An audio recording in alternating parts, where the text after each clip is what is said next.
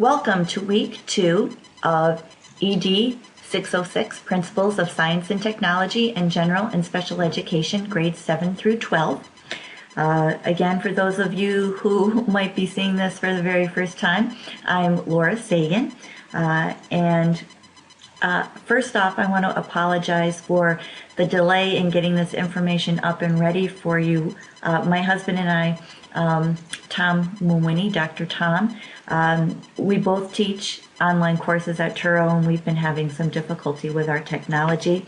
You also might notice that there are some things which are showing up on my assignment or course materials which are actually his, and they're not available to you, but somehow they're getting on my website. So we're working on cleaning that up.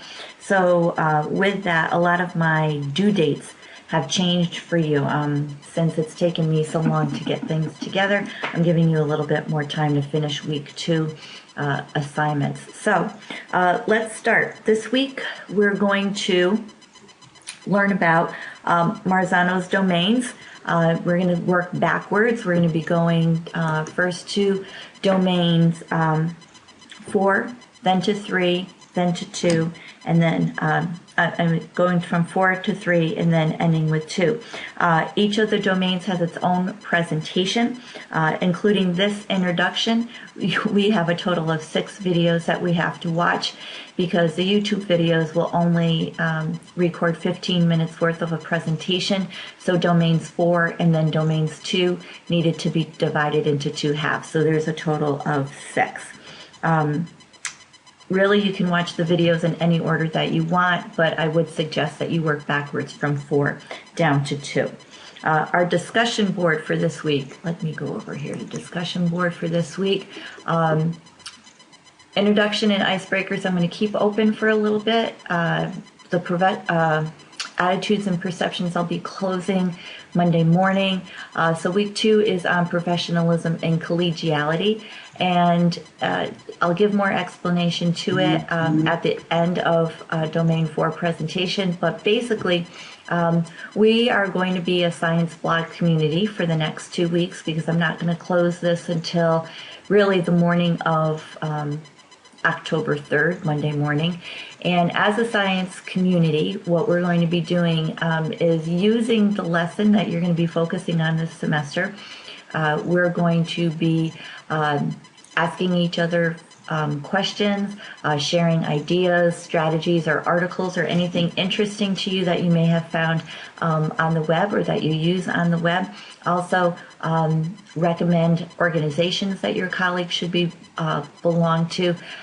Basically, what you're doing is you're building your science resources, and it's giving you an opportunity to practice both seeking mentorship and being a mentor, which we will discuss during domain 3. The basic requirement for a discussion board is a minimum of 6 entries over a course of 3 different days. Now, since this is going to be open for 2 weeks, that should just be very easy for all of you to do that.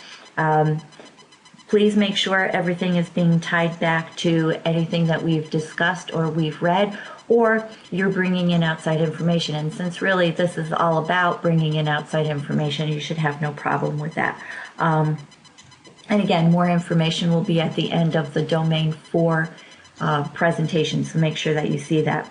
Last week, many of you did an excellent job referencing chapter 3 and relating your reflections of a teacher that impacted you in either middle school or high school, and you related things back beautifully back to the 4 domains, and really started to get the idea that reflecting on either past experiences that you had or you as a teacher have actually is a really great way to start reflecting on teaching.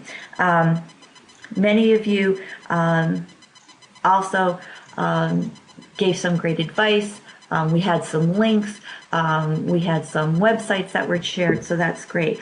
What I would like you to do is if you go into, say we go into professionalism and collegiality, although there's nothing going to be here right now.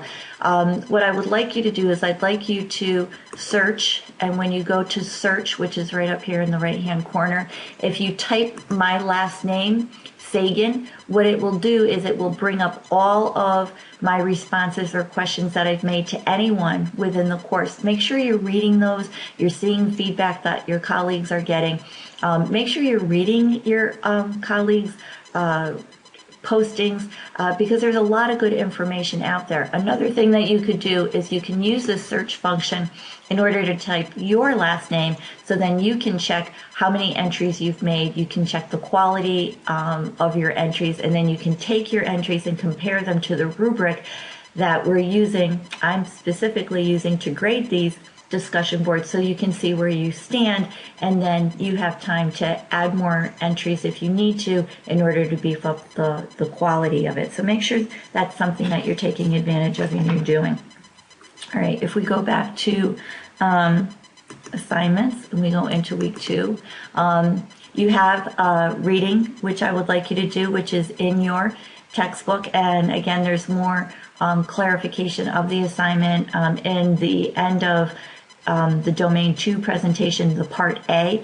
But in your textbook, I would like you, required reading would be Chapter 7 and 8, which is on Chapter 7 and 8 is on the goals and the objectives of science teaching, and that can be found from pages 106 to 131. Optional reading for those of you who really want to practice that Domain 3 and reflect back on your teaching. There's some optional background reading material you can do out of your textbook as well, which would be the first 4 chapters found on pages 2 to 67. To help you reflect, there's some actually excellent exercises at the end of each of those units, which you can use, again, to further practice Domain 3. And those would be exercises 1.1, 1.5, exercises 2.1, 2.2, and 2.3, exercises chapter 3.1, and then chapter 4.1. All of these are found at the end of those chapters, so that should be pretty easy to figure out. Another assignment that you have this week is your writing assignment, and you'll see more or hear more of an explanation at the end of the Domain 2B presentation. But I did ask you at the beginning of the semester to choose a science unit for a particular grade level. So if you're teaching chemistry, you can choose a unit that you are currently teaching, or something that you know that you're going to want to tackle with your student teaching, or you just had fond memories of living environment, and so you want to choose something from there. So it doesn't matter, just choose a unit within any of the grade levels 7 through 12, and then we're going to be developing all of our materials around that. So the first thing that we're going to be doing is writing at least 2 essential questions for that unit, and I would like you to write 5 to 7 objectives using Bloom's revised taxonomy. And again, all of this is going to be in the Domain 2 presentation and on your course materials. If you go over here to course material, under week 2, you're going to see under handouts, I do have a link that will go to Bloom's revised taxonomy, so that will give you more specific information that you can use when you're writing about your objectives. But this Bloom's revised taxonomy will also help you do other assignments in the future. All right, so we're going to go back to assignments, back to week 2. And again, you're going to be able to get more of me describing this assignment to you at the end of the Domain 2 presentation. We've already talked about the discussion board on professionalism and collegiality. This link right here, you're going to be able to download the New York State science curriculum. Actually, you can get access to all of the curriculums: English, social studies, math, and use this as a basis. Some of you might already have a district curriculum that you can work with. That's fine. If you want to work with the national standards, that's fine as well. Just make sure as we start to progress through the unit that you're clear with me what you're using. Are you using New York State standards? Are you using the national standards? Are you using a district-specific curriculum, which should be tied to the state standards anyways? And then lastly, you do have a week 2 quiz. Also would be good if you had it done by October 2nd. You only have one chance to do it. So again, have it be the last thing that you do. Once you've gone through all of the reading, you've gone through the presentations, you've worked on your writing assignment, you've worked on the discussion board, and then you'll have a better chance to do very well on that quiz. And some of you are doing extremely well on the first week's quiz. So the last thing that I would like you to do, and this is really going to tell me whether or not you're watching these intro presentations, is that on the faculty information, if you click over there on faculty information, you'll find my home email address. What I would like you to do is I would like you to email me your phone number. One thing that I am struggling to do, being this is the first time I've taught an online course, is connecting with you as my students. So what I would like to do is have your phone number so that if I'm sensing that there's some confusion happening, or I want to talk to you about something which is going on in the course, I want to be able to call you, because I find that once you start to get into very heady, lengthy email conversations, tone and attitude starts to be read into it, which shouldn't be there, and we can just have an easier exchange of information and actually have a conversation. So when you get the opportunity, please email me your phone number. I don't want to put it on a discussion board. I don't want to make it public, but this is something that I need for my files. So have a great week. Again, I'm here. Tomorrow I'm going to be grading your discussion boards.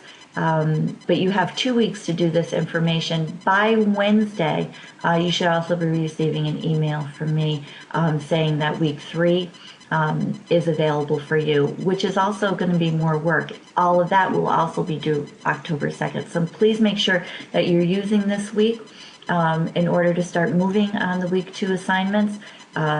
Use the weekend in order to continue with the week 2 assignments, but then you can also start jumping on and seeing what's going on with week 3, which is really going to be dedicated to domain 1. There are 9 design questions attached to domain 1, and we're going to start working with design question number 6 specifically. We're going to start working on how do you establish rules and procedures in your classroom. So really, we're starting to cover a lot of ground. Starting next week, we're going to be in domain 1, which is really the fun part of methods class, where you're going to be getting a lot of strategies, ideas. You're going to be putting materials together for your unit. So it's going to be a lot of fun. So have a great week. I'll touch base with you again in the next couple of days, and have a great productive week. Take it easy.